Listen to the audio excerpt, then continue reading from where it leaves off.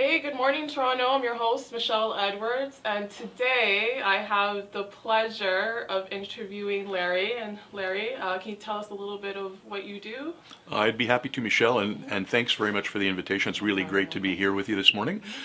So I have the privilege of being the Director of Museums and Heritage Services for the City of Toronto, and some folks who are watching may not know that the city is responsible for 10 historical museums right across the City of Toronto, as well as about 100 buildings, heritage buildings on 40 different properties. And so my job, together with the team of folks that I work with, is to look after all of these places, including Fort York National Historic Site. Okay, so I do want to talk about the Fort York National Historic Site, but I really want to talk about the Magna Carta exhibit that's in it right now. So for our viewers that don't know, can you say what the Magna Carta is? Yeah, I'd be happy to.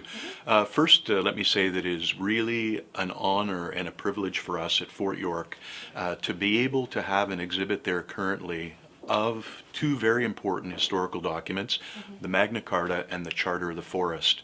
Now, these were documents that were actually written about 800 years ago, and they really are very significant in terms of what they represent, and they really laid the foundation for the legal system that we enjoy today and some of the rights that we enjoy today.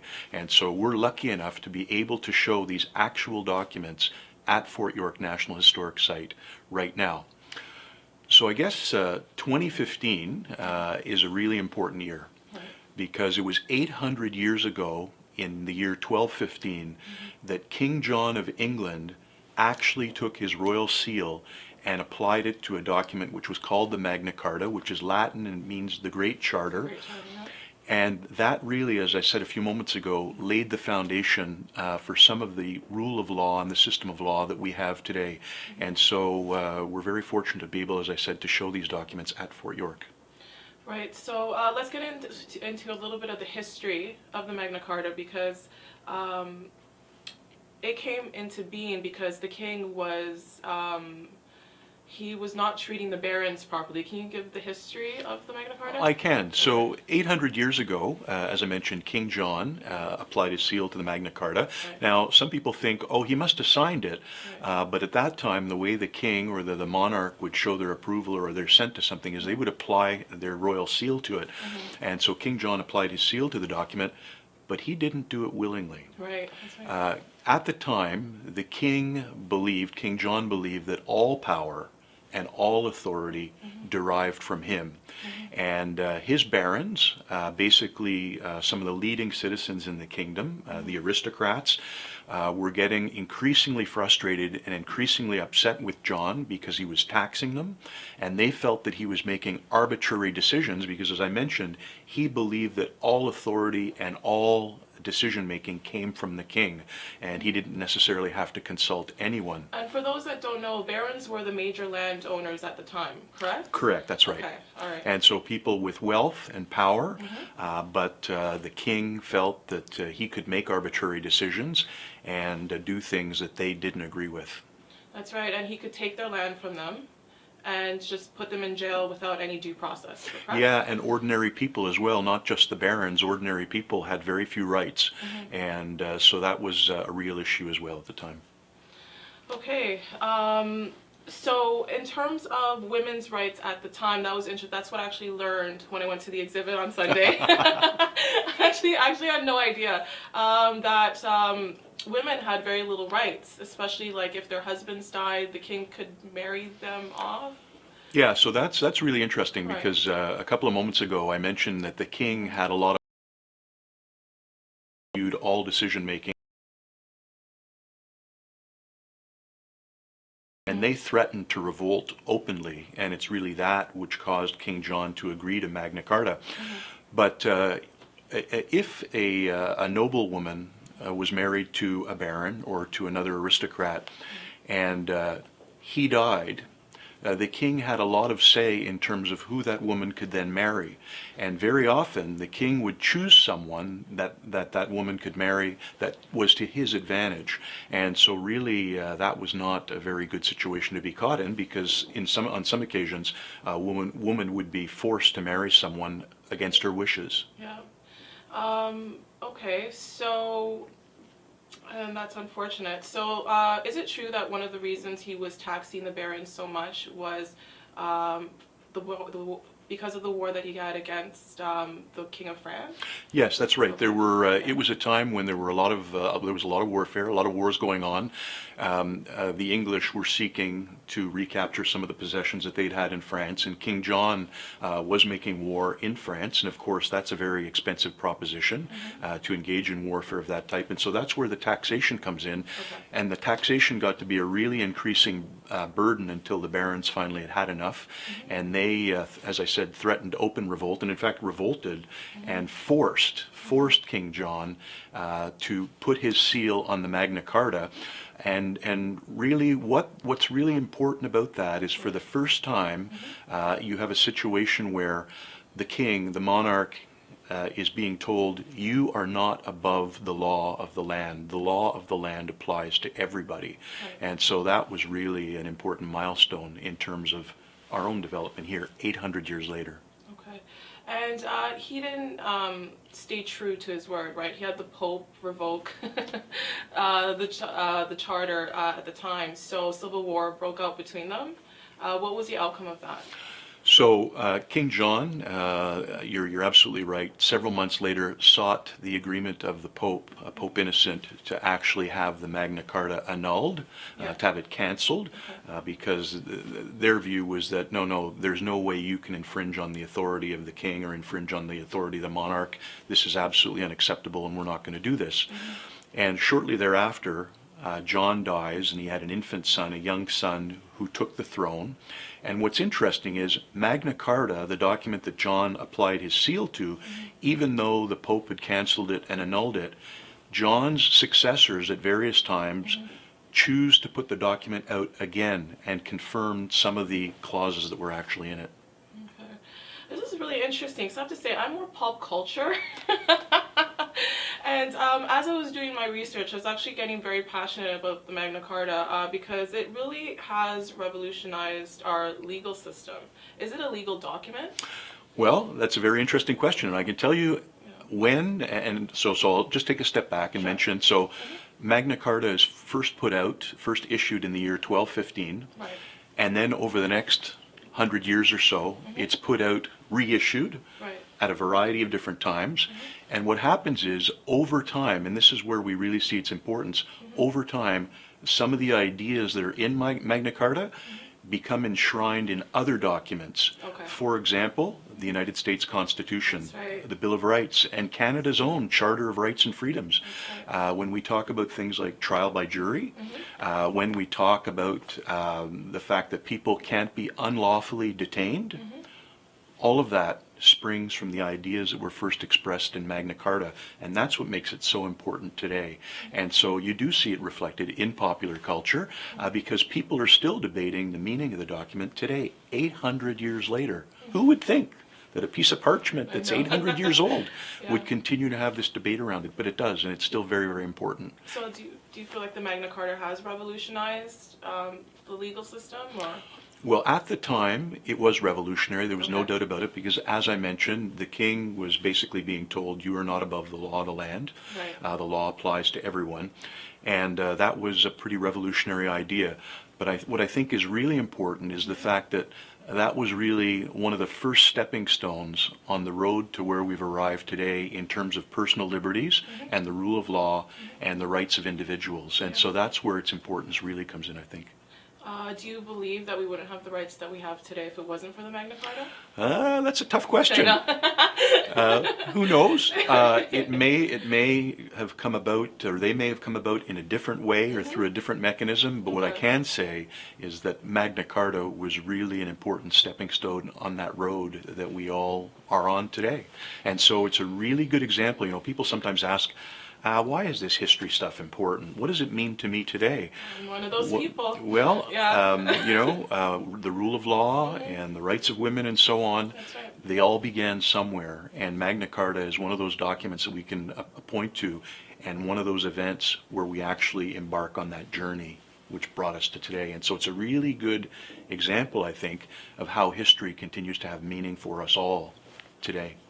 And also, when I went to the exhibit, I mean, it's impacted the world, right? Because the really cool thing about the exhibit is there's different stations, right? So one of the stations is you can actually pinpoints places in the world where the Magna Carta, I guess, has influenced that particular country.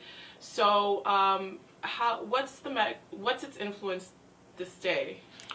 So there's a number of influences. So many other documents and many other countries down the years have been influenced by the types of ideas and the principles that have been expressed in Magna Carta. So for example, when the Americans write their Declaration of Independence in 1776, which then led to the American Revolution, there are ideas contained in that which come directly from Magna Carta.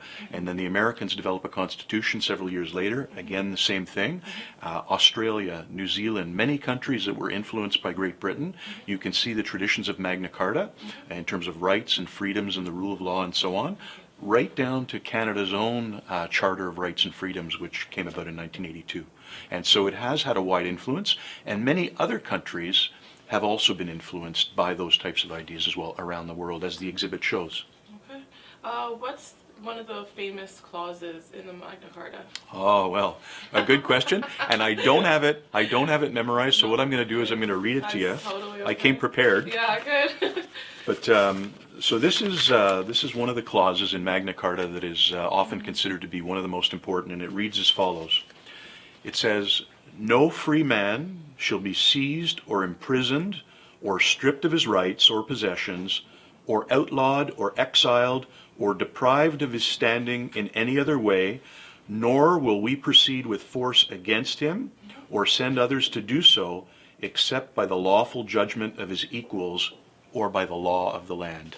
So two very important things there. Yeah. The law of the land and the lawful judgment of his equals, which is essentially trial by jury of your peers, which is something, of course, that we still have the privilege of enjoying today. Yeah. What do you feel the Magna Carta symbolizes? It symbolizes, as I mentioned a little earlier, I think the rule of law and the ongoing effort on the part of different citizens in different countries and different places in the world to continue to define their rights and their responsibilities. I think that's what it symbolizes, and I don't think you can exaggerate its importance. No, absolutely, because it had such an impact on our legal system and legal freedoms. So, you know, Jay-Z has an album called Magna Carta Holy Grail, and so it's starting to influence pop culture and almost taking on a spiritual meaning. You've heard of that album? I have. Right? And it's too bad that Jay-Z isn't here with us to I talk know, about right? it. To talk about that, but I read this quote from him. The reason why he named it the Magna Carta was because his father was never in his life, so he was kind of rewriting the injustices of that and applying how to be a father to his daughter. And I feel like a lot of people do that. I feel a lot of people are rewriting the injustices that have happened in their own personal lives, and they're learning and teaching themselves what the right way is. So do you feel that there is a spiritual side to the Magna Carta, or not really? Well, I think a spiritual side in terms of when people reflect on the actual meaning of the words, Right. and the way in which those words, and I think that's what you were referring to in the specific case of Jay-Z, but I don't obviously want to speak for him. Yeah. But when people reflect on the meaning of the words, and how those words apply to their own experience. And I think it's very interesting that you mentioned the word justice, and that he was trying to sort of correct or address some of the injustices in terms of his life. And I think justice is a very appropriate word to apply when we're thinking about the Magna Carta. And so there's just another example of how someone has obviously learned about it or seen it, has thought about it, and it has then reflected on their own experience in terms of what that document that was written so long ago 800 years ago represents. Yeah. And so people actually have the opportunity to visit the exhibit at Fort York and be face to face with all of that history. All of the things, again, that we all take for granted, the rule of law, trial by jury, the fact that you can't be unlawfully detained, all of those things find their source in Magna Carta. Okay. Well, I really enjoyed seeing kids at the exhibit. The reason why I actually wanted to do this interview is because I actually want this to be a part of women's lifestyle, but now I might actually have to go back and take my son. So I really actually want to encourage everybody to take a trip down there to see this exhibit because, as we were even discussing earlier, I mean, it's a real privilege to have it here in Toronto. I mean, it's in our backyard. It is. Now, one of the interesting things that folks these documents that are on display at Fort York have never left the United Kingdom before. And people there also tell us we think that they have actually never left Durham Cathedral, Wow. where they have been for hundreds of years. So this is their first time out of the cathedral, and this is the first time both of them are on display in Canada and now at Fort York National Historic Site. And Fort York is part of a 4-city Canadian tour. So the documents were in Ottawa, and they were in Winnipeg, they're here in Toronto, and then they're moving on to Edmonton, Alberta. That's right, and you were saying even if you go to England, you might not always have be able to go see the Magna Carta. Correct. Right. That's right. It's not always accessible. So, if you're able to tell our viewers details about the exhibit, I'd really appreciate it because I want everybody to go. I've told all my friends and family, so expect a whole rush of Latinos and. Well, I would be happy to do that. Okay. So the exhibit at Fort York is going to go on until November the 7th. So there's about 12 days or so to get down to Fort York and see the exhibit. And it probably takes, I would say, an hour and a half to view the exhibit. There's an orientation film which will introduce people to the Magna Carta and help them understand what it's all about. And then they'll have an opportunity to view the exhibit and actually view those documents in person, as I said, face to face with real history. And the exhibits explain, as we've been talking about, the significance of the documents, what they're all about, why they're important to people today, and what they have come to mean over those hundreds of years. Yeah, and I really like that video because you get to see Prince Charles for like the first time. He's actually a very good speaker. I guess he's had a lot of practice. I know, right? Okay, well, Larry, thank you so much for being on my show and talking about this amazing exhibit. And for everybody at home, please, please, please take the time, like a Saturday morning or a Sunday afternoon, and go see it. And until next time, Toronto, be safe, and I'll see you then. Thanks very much. A pleasure. Thank you so much. Oh my You're gosh. welcome. Larry, thank you. That was so out of